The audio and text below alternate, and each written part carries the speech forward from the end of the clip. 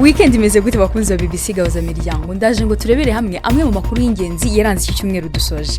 Duhereye mu Rwanda twabwiye ko iki gihugu na Repubulika ya Demokarasi ya Kongo byemeranyijwe umugambi wo gucyura impunzi buri gihugu cyari cyarahaye ubuhungiro. Uyu mwanzuro wafatiwe mu nama yahuje u Rwanda, Repubulika ya Demokarasi ya Kongo na HCR i Addis Abeba muri Ethiopia.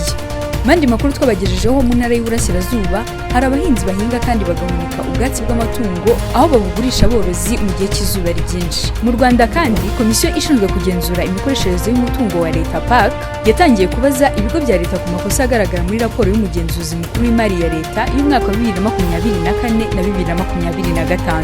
Mwandi makuru twabagejejeho muri iki cyumweru kandi twababwiye ko Leta Zunze Ubumwe za Amerika zafatiye ibihano bimwe mu bigo bicukura amabuye y'agaciro zibishinja gucuza mu buryo bunyuranyije n'amategeko zahabu zikomoka mu bice bigenzurwa na M23 muri Repubulika ya Demokarasi ya Kongo.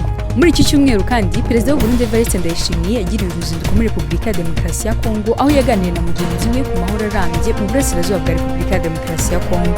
Ndayishimiye kandi yanasabye ibihugu byo mu karere n'amahanga kudafunga imbibi kubera icyorezo cya Ebola. Muri Kongo Kinshasa kandi Leta Zunze Ubumwe za Amerika zatanze umuti w'igeragezwa wa Ebola watangiye gukoreshwa muri Repubulika ya Demokarasi ya Kongo ku bufatanye na OMS.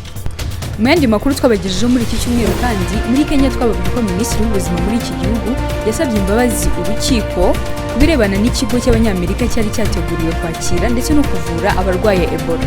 Muri iki gihugu kandi amagana y'urubyiruko yigaragambije mu rwego rwo kwibuka abiciwe mu myigaragambyo y'abagenzi aho abarenga 350 bafashwe. Naho mu Bufaransa muri iki cyumweru habonetse umuntu wa mbere urwaye Ebola akaba ari umwe mu baganga bari kuvurira abarwaye Ebola i Kinshasa. Tukiri muri iki gihugu kandi Ubufaransa ni kimwe mu bihugu by'Uburayi byugarijwe n'ubushyuhe bukabije aho abantu benshi bamaze kwasiga ubuzima.